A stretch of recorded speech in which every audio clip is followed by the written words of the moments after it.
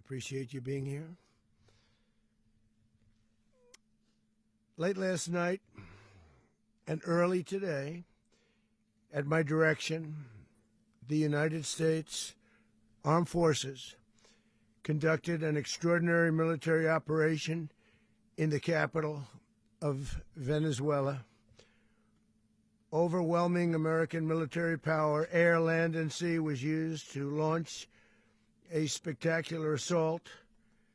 And it was an assault like people have not seen since World War II.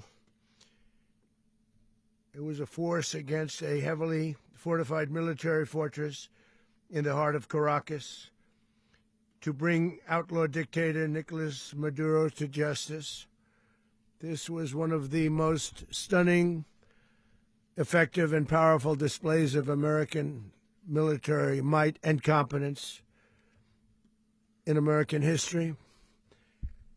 And if you think about it, we've done some other good ones, like the attack on Soleimani,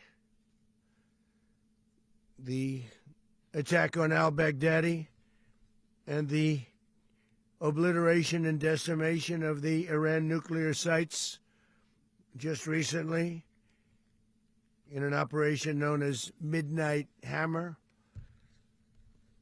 All perfectly executed and done.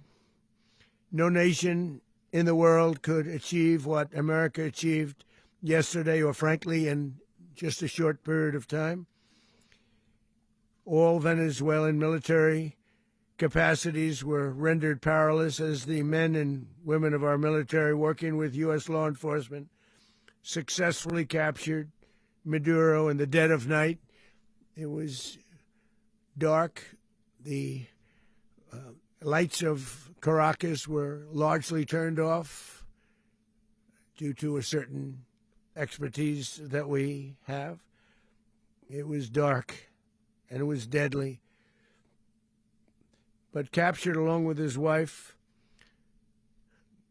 Celia Flores, both of whom now face American justice. Maduro and Flores have been indicted in the Southern District of New York, it's Jay Clayton, for their campaign of deadly narco-terrorism against the United States and its citizens. I want to thank the men and women of our military who achieved such an extraordinary success overnight with breathtaking speed, power, precision, and competence. You rarely see anything like it. You've seen some raids in this country that didn't go so well. They were an embarrassment. If you look back to Afghanistan, or if you look back to the Jimmy Carter days, they were different days. We're a respected country again, like never before. These highly trained warriors, operating in collaboration with U.S. law enforcement, caught them in a very ready position. They were waiting for us. They knew we had many ships out in the sea, just sort of waiting. They knew we were coming. So they were in what's called a ready position, but they were completely overwhelmed and very quickly incapacitated. If you would have seen what I saw last night, you would have been very impressed. I'm not sure that you'll ever get to see it, but it was an incredible thing to see. Not a single American service member was killed, and not a single piece of American equipment was lost. We had many helicopters, many planes, many people involved in that fight. But think of that, not one piece of military equipment was lost, not one service member was, more importantly, killed. The United States military is the strongest and most fearsome military on the planet by far, with capabilities and skills our enemies can scarcely begin to imagine. We have the best equipment anywhere in the world.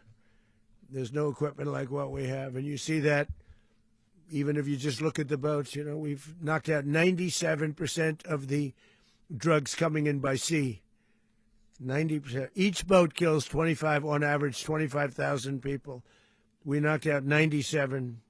And those drugs mostly come from a place called Venezuela. We're going to run the country until such time as we can do a safe, proper, and judicious transition. So we don't want to be involved with having somebody else get in and we have the same situation that we had for the last long period of years. So we are going to run the country until such time as we can do a safe, proper, and judicious transition. And it has to be judicious because that's what we're all about. We want peace, liberty, and justice for the great people of Venezuela, and that includes many from Venezuela that are now living in the United States and want to go back to their country. It's their homeland. We can't take a chance that somebody else takes over Venezuela that doesn't have the good of the Venezuelan people in mind. We've had decades of that. We're not going to let that happen. We're there now, and what people don't understand, but they understand as I say this, we're there now, but we're going to stay until such time as the proper transition can take place. So we're going to stay until such time as we're going to run it, essentially, until such time as a proper transition can take place. As everyone knows, the oil business in Venezuela has been a bust, a total bust, for a long period of time. They were pumping almost nothing by comparison to what they could have been pumping and what could have taken place. We're going to have our very large United States oil companies, the biggest anywhere in the world, go in, spend billions of dollars, fix the badly broken infrastructure, the oil infrastructure, and start making money for the country. And we are ready to stage a second and much larger attack if we need to do so. So we were prepared to do a second wave if we needed to do so. We actually assumed that a second wave would be necessary, but now it's probably not. The first wave, if you'd like to call it that, the first attack was so successful, we probably don't have to do a second, but we're prepared to do a second wave, a much bigger wave, actually. This was pinpoint, but we have a much bigger wave that probably won't have to do. This partnership of Venezuela with the United States of America, a country that everybody wants to be involved with because of what we were able to do and accomplish, will make the people of Venezuela rich, independent, and safe. And it will also make the many, many people from Venezuela that are living in the United States extremely happy. They suffered. They suffered. So much was taken from them. They're not going to suffer anymore. The illegitimate dictator Maduro was the kingpin of a vast criminal network responsible for trafficking colossal amounts of deadly and illicit drugs into the United States. As alleged in the indictment, he personally oversaw the vicious cartel known as Cartel de las Solas, which flooded our nation with lethal poison, responsible for the deaths of countless Americans, many, many Americans. Hundreds of thousands over the years of Americans died because of him.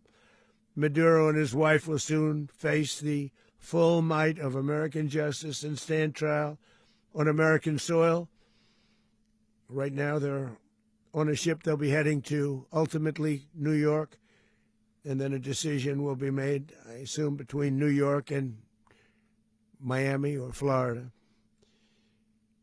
But we have people where the overwhelming evidence of their crimes will be presented in a court of law. And I've seen it. I've seen what we have. It's both horrible and breathtaking that something like this could have been allowed to take place.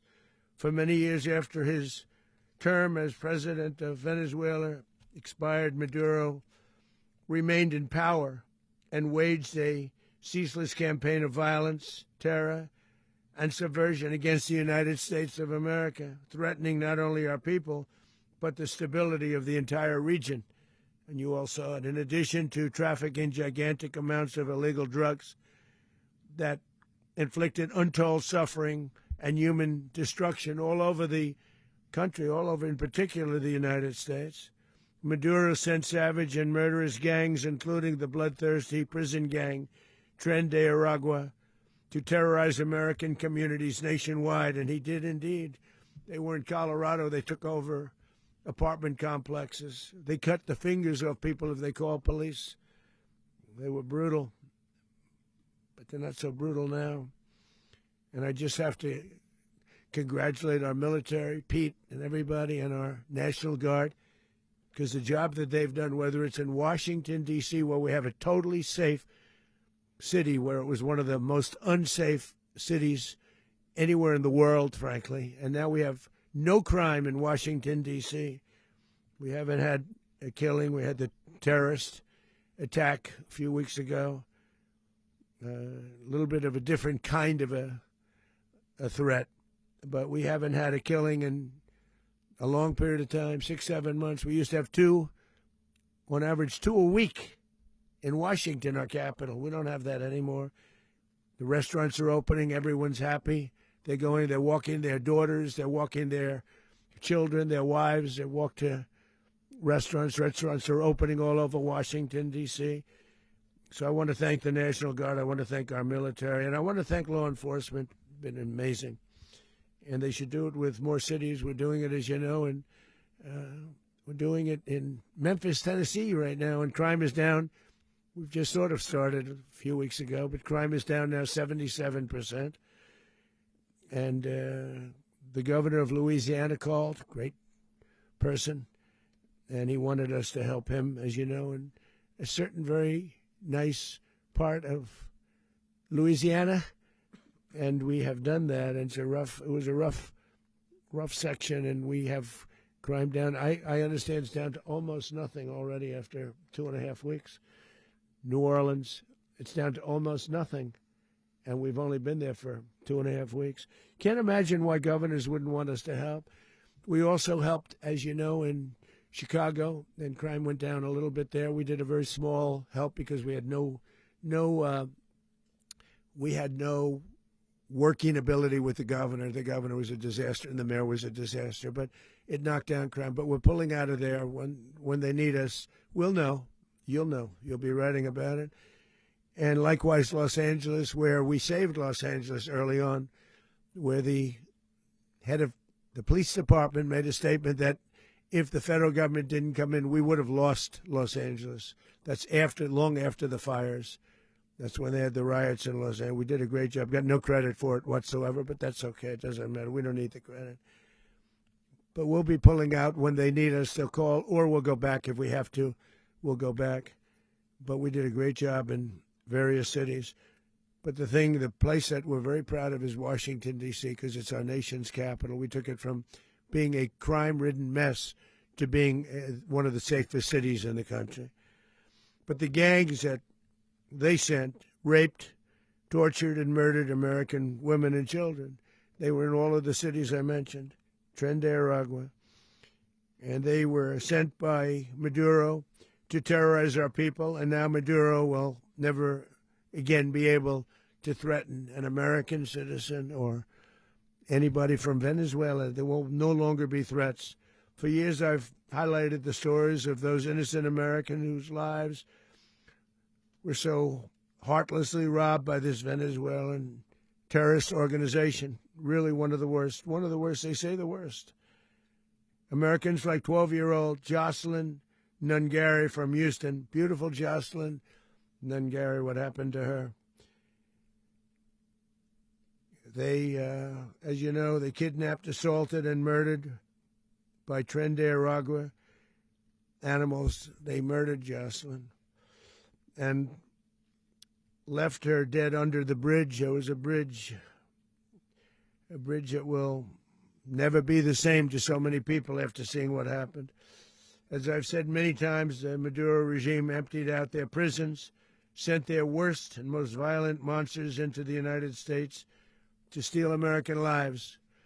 And they came from mental institutions and insane asylums. They came from prisons and jails. The reason I say both, they sound similar. Actually, prisons a little bit more hostile, a little bit tougher. A mental institution isn't as tough as an insane asylum, but we got them both. They sent from their mental institutions. They sent from their jails, prisons. They were drug dealers. They were drug kingpins. They sent everybody bad into the United States, but no longer. And we have now a border where nobody gets through. In addition, Venezuela unilaterally seized and stole American oil, American assets, and American platforms, costing us billions and billions of dollars. They did this a while ago, but we never had a president that did anything about it. They took all of our property. It was our property. We built it. And we never had a president that decided to do anything about it. Instead, they fought wars that were 10,000 miles away. We built Venezuela oil industry with American talent, drive, and skill, and the socialist regime stole it from us during those previous administrations, and they stole it through force. This constituted one of the largest thefts of American property in the history of our country.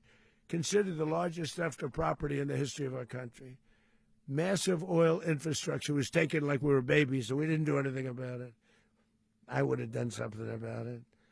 America will never allow foreign powers to rob our people or drive us back into and out of our own hemisphere. That's what they did.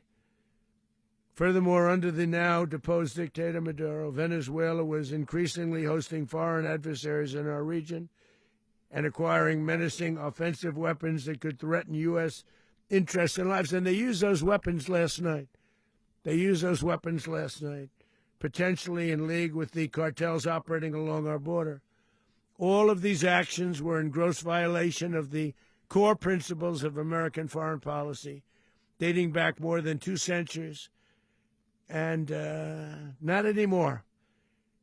All the way back, it dated to the Monroe Doctrines, and the Monroe Doctrine is a big deal, but we've superseded it by a lot, by a real lot. They now call it the Donroe Document. I don't know. It's Monroe Doctrine. We sort of forgot about it. It was very important, but we forgot about it. We don't forget about it anymore. Under our new national security strategy, American dominance in the Western Hemisphere will never be questioned again. Won't happen.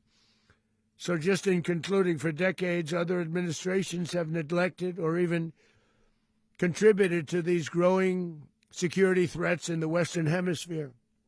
Under the Trump administration, we are reasserting American power in a very powerful way in our home region.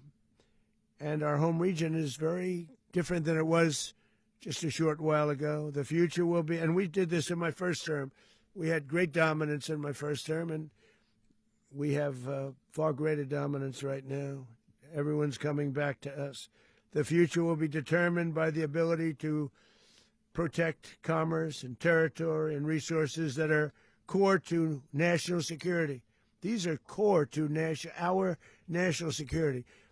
Just like tariffs are, they've made our country rich, and they've made our national security stronger than ever before. But these are the iron laws that have always determined global power, and we're going to keep it that way. We will secure our borders. We will stop the terrorists. We will crash the cartels, and we will defend our citizens against all threats, foreign and domestic. Other presidents may have lacked the courage or whatever to defend America, but I will never allow terrorists and criminals to operate with impunity against the United States. This extremely successful operation should serve as warning to anyone who would threaten American sovereignty or endanger American lives. Very importantly, the embargo on all Venezuelan oil remains in full effect.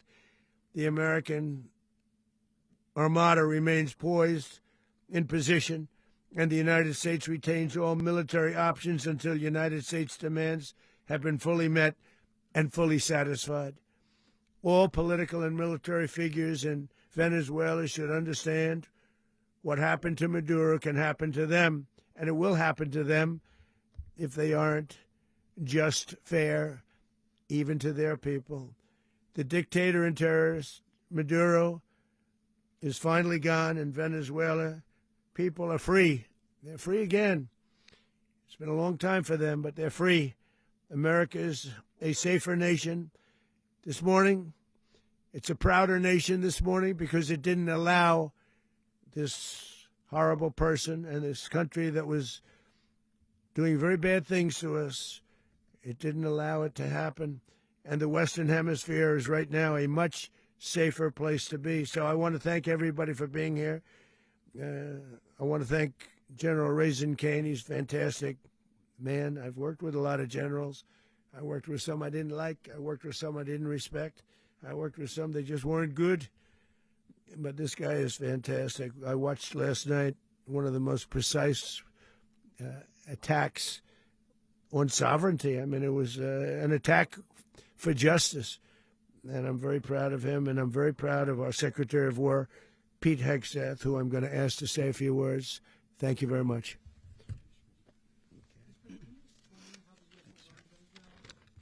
Well, thank you, Mr. President. Finally, a commander-in-chief the world respects and the American people deserve. And as the President said, words can barely capture the bravery and the power and the precision of this historic operation. A massive joint military and law enforcement raid flawlessly executed by the greatest Americans our country has to offer. American warriors are second to none, the best in the world and the best of our country. What all of us witnessed last night was sheer guts and grit, gallantry, and glory of the American warrior. I'm simply humbled by such men. And I tip my hat to our chairman, Dan Raisin Kane, and all those Americans who stood watch last night. Our warriors are the elite of America, and again, President Trump has your back. No other country on planet Earth, and it's not even close, could pull this kind of operation off. And no other president has ever shown this kind of leadership, courage, and resolve, the most powerful combination the world has ever seen. As the President said, our adversaries remain on notice. America can project our will anywhere, anytime. The coordination, the stealth, the lethality, the precision, the very long arm of American justice, all on full display in the middle of the night. Nicolás Maduro had his chance, just like Iran had their chance, until they didn't and until he didn't. He effed around, and he found out. President Trump is deadly serious about stopping the flow of gangs and violence to our country. Deadly serious about stopping the flow of drugs and poison to our people. Deadly serious about getting back the oil that was stolen from us. And deadly serious about reestablishing American deterrence and dominance in the Western Hemisphere. This is about the safety, security, freedom, and prosperity of the American people. This is America first. This is peace through strength. And the United States War Department is proud to help deliver it. Welcome to 2026. And under President Trump, America is back. I'd like to welcome now our chairman, Chairman Raisin Kane, to give a few more details about the operation. Mr. Chairman. Thank you, Mr. Secretary. Thank you, Mr. President, and good morning. Last night, on the order of the President of the United States and in support of a request from the Department of Justice, as the President said, the United States military conducted an apprehension mission in Caracas, Venezuela, to bring to justice two indicted persons, Nicolás and Cecilia Maduro.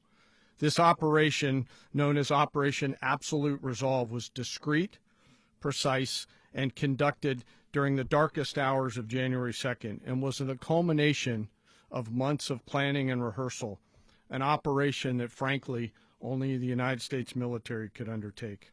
What I'd like to do this morning is talk to you through some of the preparation and the details without compromising any of our tactics, techniques, and procedures.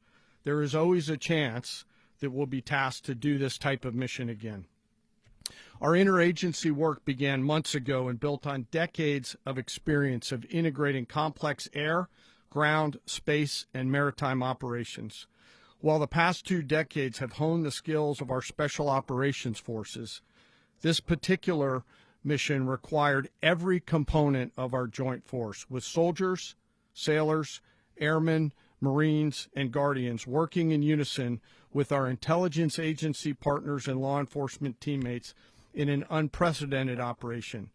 We leveraged our unmatched intelligence capabilities and our years of experience in hunting terrorists, and we could not have done this mission without the incredible work by various intelligence agencies, including the CIA, NSA, and NGA. We watched, we waited, we prepared, we remained patient and professional. This mission was meticulously planned, drawing lessons from decades of missions over the last many years, many missions over these last many years. This was an audacious operation that only the United States could do. It required the utmost of precision and integration within our joint force. And the word integration does not explain the sheer complexity of such a mission. An extraction so precise it involved more than 150 aircraft launching across the Western Hemisphere in close coordination, all coming together in time and place to layer effects for a single purpose: to get an interdiction force into downtown Caracas while maintaining the element of tactical surprise. Failure of one component of this well-oiled machine would have endangered the entire mission, and failure is never an option for America's joint force.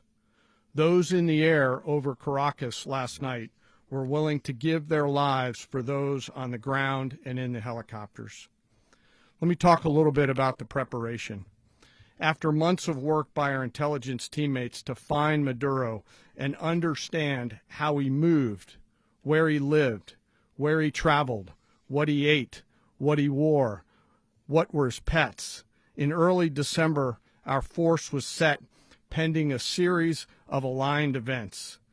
Key was choosing the right day to minimize the potential for civilian harm and maximize the element of surprise, and minimize the harm to the indicted personnel so, as the President said, they could be brought to justice.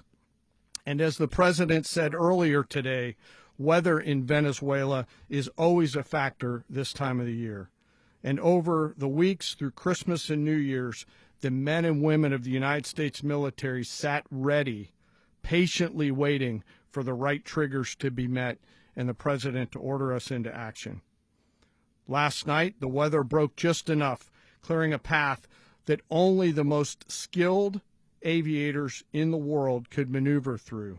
Ocean, mountain, low cloud ceilings, but when tasked with a mission, this organization does not quit.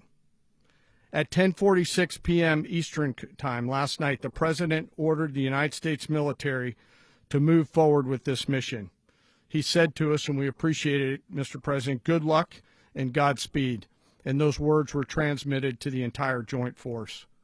Over the course of the night, aircraft began launching from 20 different bases on land and sea across the Western Hemisphere. In total, more than 150 aircraft, bombers, fighters, intelligence, reconnaissance, surveillance, rotary wing were in the air last night. Thousands and thousands of hours of experience were airborne. Our youngest crew member was 20, and our oldest crew member was 49, and there's simply no match for American military might. As the night began, the helicopters took off with the extraction force, which included law enforcement officers, and began their flight into Venezuela at 100 feet above the water.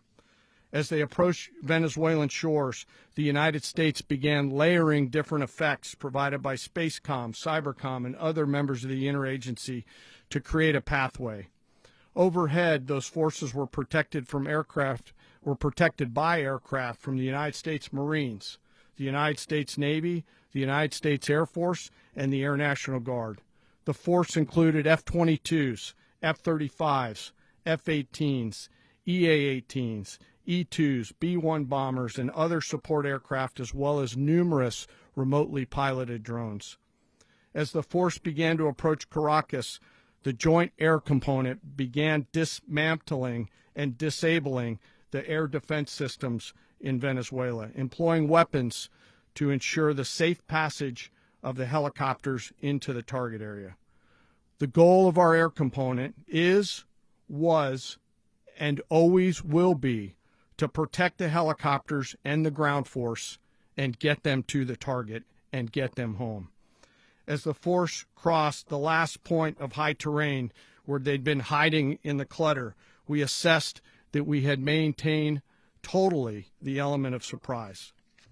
As the helicopter force ingressed towards the objective at low level, we arrived at Maduro's compound at 1:01 a.m. Eastern Standard Time, or 2:01 a.m. Caracas local time, and the apprehension force descended into Maduro's compound and moved with speed, precision, and discipline towards their objective and isolated the area to ensure the safety and security of the ground force while apprehending the indicted persons.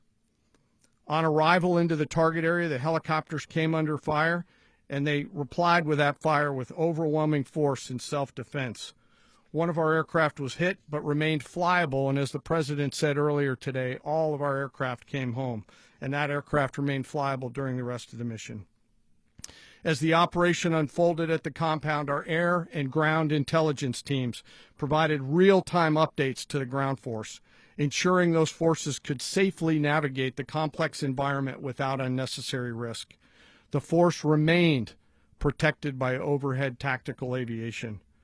Maduro and his wife, both indicted, gave up and were taken into custody by the Department of Justice, assisted by our incredible U.S. military with professionalism and precision, with no loss of U.S. life. After securing the indicted persons, the force began to prep for departure. Helicopters were called in to exfiltrate the extraction force, while fighter aircraft and remotely piloted aircraft provided overhead coverage and suppressive fire. There were multiple self-defense engagements as the force began to withdraw out of Venezuela. The force successfully exfiltrated and returned to their afloat launch bases, and the force was over the water at 3:29 a.m. Eastern Standard Time with indicted persons on board, and both Maduro and his wife were embarked aboard the USS Iwo Jima. In closing, what we've witnessed today is a powerful demonstration of America's joint force. We think, we develop, we train, we rehearse, we debrief, we rehearse again and again, not to get it right, but to ensure that we cannot get it wrong. Our jobs are to integrate combat power so when the order comes, we can deliver overwhelming force at the time and the place of our choosing against any foe anywhere in the world. I am immensely proud today of our joint force and filled with gratitude to represent them here today. There is simply no mission too difficult for these incredible professionals and the families that stand by them and support them. As we stand here this morning, our forces remain in the region at a high state of readiness, prepared to project power, defend themselves, and our interests in the region. This operation is a testament to the dedication and unwavering commitment to justice and our resolve to hold accountable those who threaten peace and stability. In closing, I want to express my heartfelt gratitude to the brave men and women who executed this mission. Their courage and tireless commitment to our nation are what makes us strong. Thank you, Mr. Secretary, and thank you, Mr. President. Well, I don't have much to add to what you've heard now, other than the following points. Nicolás Maduro was indicted in 2020 in the United States. He is not the legitimate president of Venezuela. That's not just us saying it. The first Trump administration, the Biden administration, the second Trump administration, none of those three recognized him. He's not recognized by the European Union and multiple countries around the world. He is a fugitive of American justice with a $50 million reward, which I guess we saved $50 million. And Make sure. Yeah, exactly. But Don't let anybody claim it. Nobody deserves it but us. but I want to be clear about one thing. Nicolás Maduro had multiple opportunities to avoid this. He was provided multiple very, very, very generous offers and chose instead to act like a wild man, chose instead to play around. And the result is what we saw tonight. The other message here is the following. You have a guy, like many people around the world, they like to play games. You have a guy who decides he's going to invite Iran into his country, is going to, do the confiscation of American oil companies, is going to flood our country with gang members, is going to take Americans prisoner and try to hold them for hostage and trade them like he was able to do with the Biden administration. Basically likes to play games all this time and thinks nothing's going to happen. And I hope what people now understand is that we have a president. The 47th president of the United States is not a game player. When he tells you that he's going to do something, when tells you he's going to address a problem, he means it. He actions it. I can tell you, I've watched this process now for 14, 15 years, been around it. Everybody talks. I'm going to do this. I'm going to do that. When I get there, we're going to do this. We're going to take. This is a president of action. Like, I don't understand yet how they haven't figured this out. And now, if you don't know, now you know. Because this is the way it's going to play out. And I think people need to understand that this is not a president that just talks and does letters and press conferences. And, if he says he's serious about something, he means it. And this is something that was a direct threat to the national interest of the United States. And the president addressed it.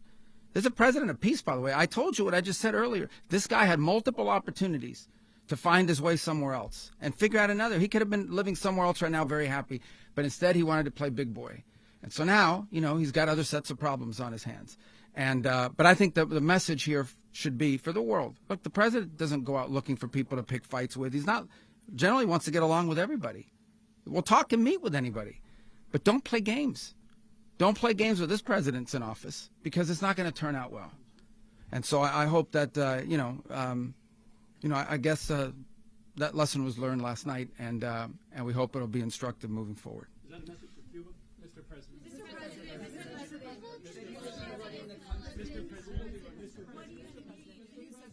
Please.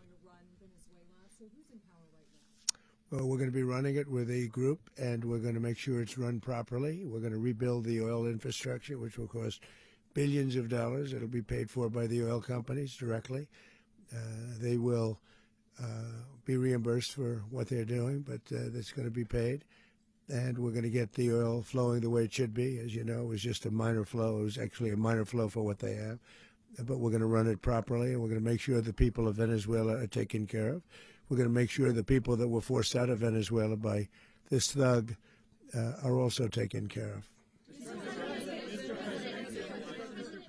President, does the U.S. running the country mean that U.S. troops will be on the ground? How will that work?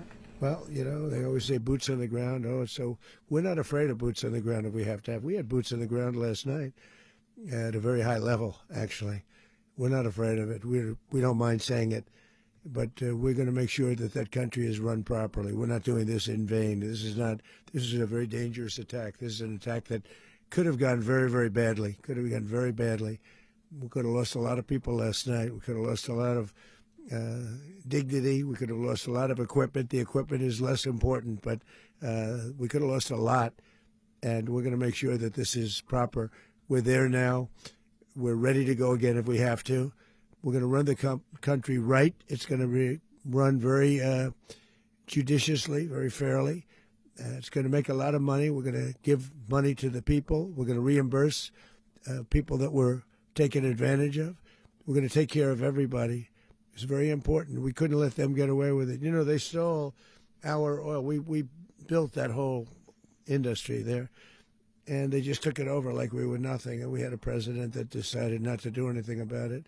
So we did something about it. We're late, but we did something about it. Yeah, please.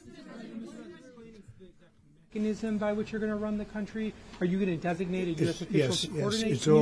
It's all being done right now. We're designating people. We're talking to people. We're designating various people, and we're going to let you know who those people are. Would run Venezuela? Well, it's largely going to be for a period of time the people that are standing right behind me. We're going to be running it. We're going to be bringing it back. It's a dead, I talk about a dead country. A year and a half ago, we were a dead country. Now we're the hottest country anywhere in the world. We're a country doing better than any country anywhere in the world. And it required leadership. Venezuela has a lot of bad people in there, a lot of bad people that shouldn't be leading. We're not going to take a chance at one of those people take over for Maduro. So you can look at, and others. We have fantastic people, including people in the military. So we're going to have a group of people running it until such time as it can be put back on track, make a lot of money for the people, and give people a great way of life, and also reimbursement for people in our country that were forced out of Venezuela. Rubio would be. You said earlier today that you weren't going to back Machado to come back and be the opposition leader in your Fox and Friends interview. And then you also mentioned the vice president of Venezuela. Are you going to work with the vice president of Venezuela, or how do you foresee the relationship Well, going? I understand she was just sworn in, but she was, as you know, picked by Maduro. So Marco's working on that directly. He just had a conversation with her, and she's essentially willing to do what we think is necessary to make Venezuela great again. Very simple. Mr. President, Colombian President Gustavo Petro, a couple weeks ago, he said he's got to watch his ass. And today he said he's not concerned about anything happening to him in the aftermath of this operation. So just what your message is about that. Well, he has cocaine mills. He has factories where he makes cocaine. And, yeah, I think I stick by my first statement. He's making cocaine. They're sending it into the United States. So he does have to watch his ass. Mr. President, did you notify any members of Congress in advance? Marco, do you want to talk about that? Because you were involved in it. Sure. We called members of Congress immediately after. This was not the kind of mission that you can do congressional notification on. It was a trigger-based mission in which conditions had to be met night after night. We watched and monitored that for a number of days. So it's just simply not the kind of mission you can call people and say, hey, we may do this at some point in the next 15 days. But it's largely a law enforcement function. Remember, at the end of the day, at its core, this was an arrest of 2 indicted fugitives of American justice, and the Department of War supported the Department of Justice in that job. Now, there are broader policy implications here, but it's just not the kind of mission that you can pre-notify because it endangers the mission. Plus, if I could add one thing to that, Congress has a tendency to leak. This would not be good. If they leaked, General, I think it would have been maybe a very different result. But I have to say, they knew we were coming at some point, We had a lot of ships out there. They sort of knew we were coming. We went through. But Congress will leak, and we don't want leakers. People to watch this all play out live. What was Maduro doing when the U.S. forces entered what I assume would be his home? And also, was there any point where the U.S. was considering if Maduro pushed back or resisted killing Maduro? It could have happened. It could have happened. He was trying to get into a safe place. The safe place is all steel. And he wasn't able to make it to the door because our guys were so fast. They went through the opposition so fast. And there was a lot of opposition. People were wondering, did we get them by surprise? Sort of surprised, but they were waiting for something. It was a lot of opposition. There was a lot of gunfire. You saw some of it today. But he was trying to get to a safe place, which wasn't safe because we would have had the door blown up in about 47 seconds, they say on average, regardless of how thick the steel was. It was a very thick door. It was a very heavy door, but he was unable to get to that door. He made it to the door. He was unable to close it. Go ahead, finish. To be in the time being right now. Do you know his exact Well, whereabouts? eventually, ultimately, in the near future, he's going to be brought to New York. And where is he going to be held? Where is he going to be held in New York? Do you know? That's going to be up to the officials that do these things. Mr. President, the U.S. has something of a mixed track record of ousting dictators without necessarily a plan for what comes afterwards. Not with Did me. that weigh on your decision? Well, that's when we had different presidents, but with me, that's not true. With me, we've had a perfect track record of winning. We win a lot, and we win. If you look at Soleimani, you look at al-Baghdadi, you look at the Midnight Hammer. Midnight Hammer was incredible. Right now, you wouldn't have peace in the Middle East. We have essentially peace in the Middle East because of that. If we weren't successful with Midnight Hammer, you wouldn't have peace in the Middle East. So, with me, you've had a lot of victory. You've had only victories. You've had no losses. Yeah. How long do you expect the U.S. to run Venezuela, and how soon do you want Venezuelan people to hold elections? So I'd like to do it quickly, but it takes a period of time. We're rebuilding. We have to rebuild their whole infrastructure. The infrastructure is rotted. It's actually very dangerous. It's blow-up territory. Oil is very dangerous. It's a very dangerous thing to take out of the ground.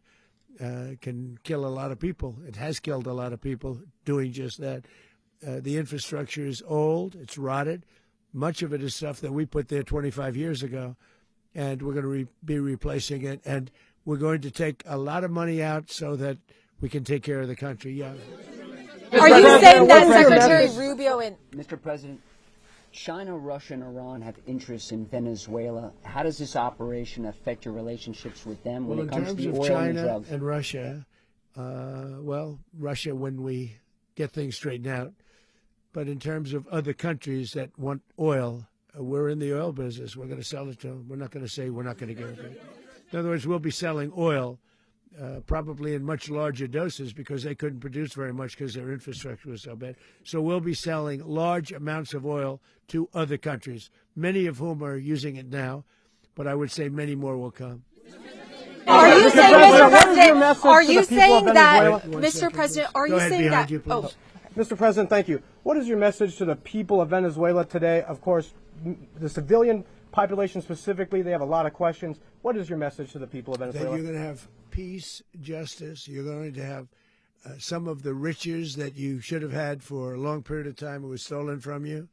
But you're going to have peace and you're going to have safety. You're going to have justice. You're going to have a country. You're going to have a real country. You're going to have potentially a great country. You know, if you go back 20 years, maybe even a little longer ago, that was a great country. And they destroyed it. Remember I said that if we lose this election, the United States will be Venezuela on steroids. That's what would have happened. Had we lost the election, the 2024 election, we suffered so badly when you look at the border from 2020. What they did, what Joe Biden administration did to our country should never be forgotten. But if we had to go through another year of that, we would be exactly where Venezuela was in terms. I used to say, if they win, we're going to be Venezuela on steroids, and that's what would have happened. President, thank you. Are you saying that Secretary Hegseth and Rubio are going to be running Venezuela, and will you be sending in U.S. military They're troops going to to be a provide? team that's working with the people of Venezuela to make sure that we have Venezuela right. Because for us to just leave, who's going to take over? I mean, there is nobody to take over. You have a vice president who's been appointed by Maduro. And right now she's the vice president, and she's, I guess, the president. She was sworn in as president just a little while ago. She had a long conversation with Marco, and she said, we'll do whatever you need. I think she was quite gracious, but she really doesn't have a choice. We're going to have this done right. We're not going to just do this with Maduro, then leave like everybody else, leave and say, let it go to hell. If we just left, it has zero chance of ever coming back. We'll run it properly. We'll run it professionally. We'll have the greatest oil companies in the world go in and invest billions and billions of dollars and take out money, use that money in Venezuela.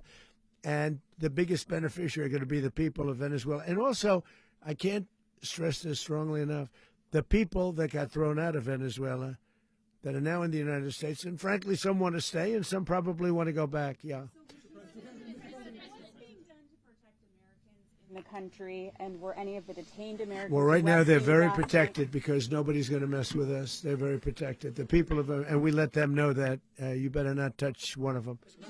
And are you concerned that bad elements of the Maduro regime will remain in place? Well, we know who they are.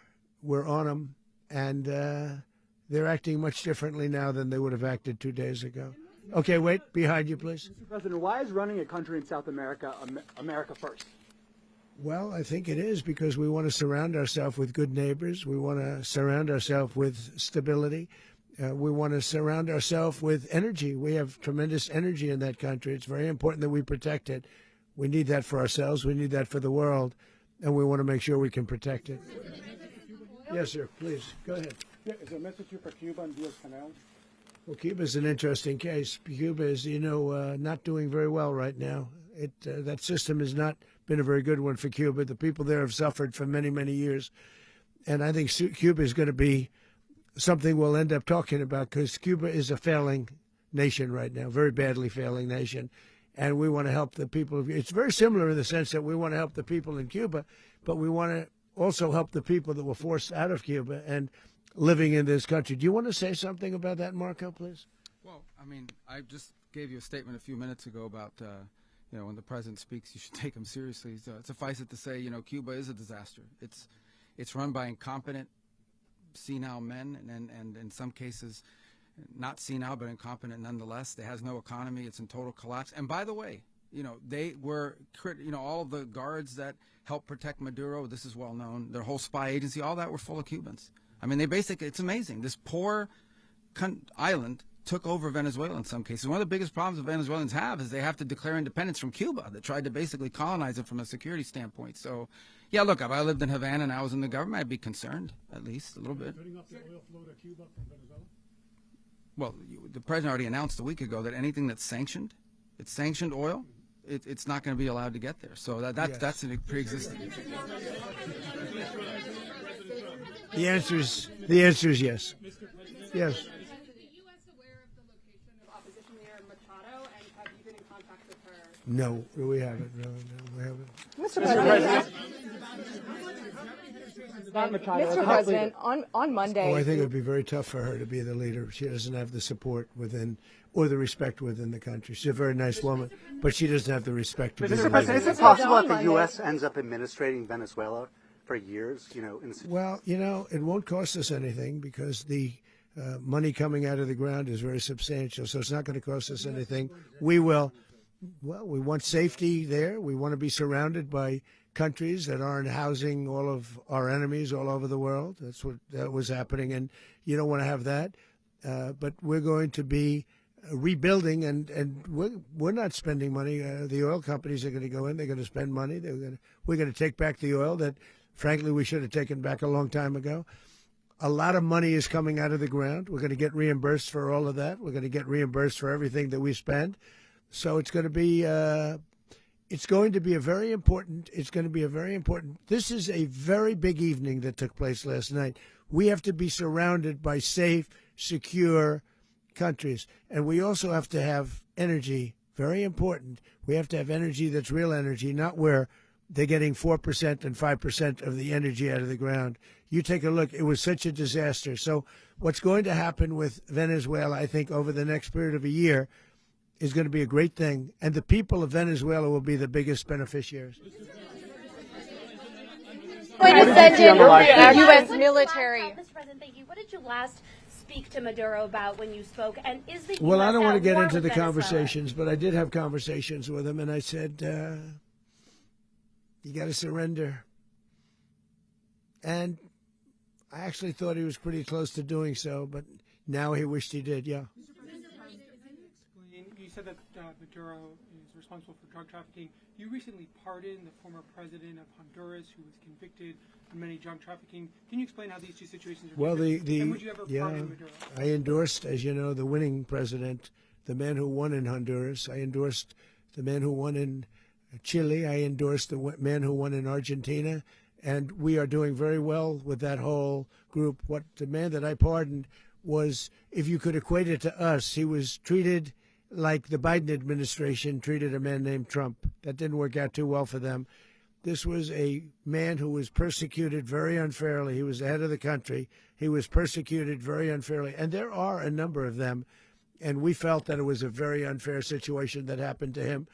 He's also a party member of the man who won. So obviously the people liked what I did. And one of the reasons that was done is because of the fact that the party in power felt very strongly that that man was treated very badly. I studied it very quickly, and then I studied it in great detail. I went to a lot of the people standing behind me, and they felt that that man was persecuted and treated very badly. That's why I gave him a pardon. You referenced boots on the ground earlier. Can you just sort of button this up? Do you envision the U.S. military having a presence in Venezuela as the U.S. runs that country? No, we're going to have a presence in Venezuela as it pertains to oil, because we have to have, we're sending our expertise in.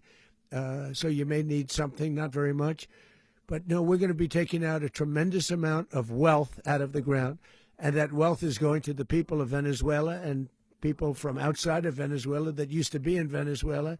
And it goes also to the United States of America in the form of reimbursement for the damages caused us by that country. So I want to thank you all very much. Thank you. Do you have one? Yes, please. You were so nice before. I'm going to give you the final question. Go Thank ahead. you, Mr. Unless it's a President. bad question, in It's which about case I'll Putin. go one word. It's about who? It's about Putin, if you want. About Putin. Well, that's Okay. always nice You had to a talk phone- about Putin. You had a phone call with him Yeah. on Monday. Did he talk at all about Maduro? Did y'all talk about this? No, we didn't. And We then- never spoke about Maduro. Are you mad at him right now? I mean, there's this I'm not intelligence. thrilled with Putin. I'm not thrilled with Putin. He's killing too many people. I thought that would be so.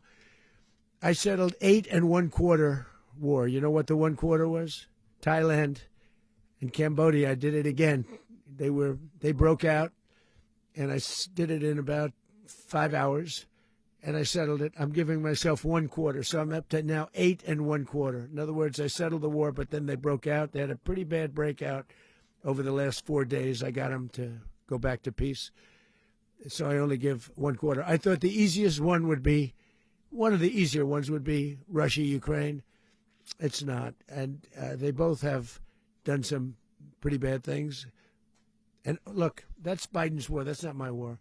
But I want to stop the lives. Did you see where last month 30,000? It was 27,000 the month before. 30,000, mostly soldiers, were killed this last month. 30,000. I want to stop that. You know, I got NATO to pay 5% instead of the 2% that they weren't paying. They weren't paying 2, now they pay 5. And we send them a lot of munitions. We send them a lot of things, missiles and various other things, a lot. And they pay. The United States is not losing money. We're probably making money on that. It's the last thing I care about. I just want to stop all those people. We're losing 25, 30,000 human beings. They come from 2 places that are very far away. But if I can stop, because it's something I've been pretty good at doing, deals, I guess. It's all a deal. Life is a big deal. But if I can stop that war and stop 30,000 young people, in addition to the fact that people are being killed in Kiev, people are being killed in other cities throughout, a much smaller number, but they're being killed, viciously killed. So I'm not happy about it. I thought that would be something that would get solved. We have Mr. Witkoff here. I think that we're making progress, but that's a war that should have never happened. If I were president, it would have never happened. Putin says it. Everybody says it. If I were president, that would have never happened. But I inherited that war. That was Joe Biden, Zelensky, and Putin. I came into the situation, and it's a mess. And I will say this. I watched an operation last night that was so precise, that was so brilliant. I mean, it was incredible. If we had our people, like this general, and our people involved, that war would not have gone on very long, that I can tell you. That war, to use an old term, that war has become a bloodbath, and we want it to get stopped. Thank you very much, everybody.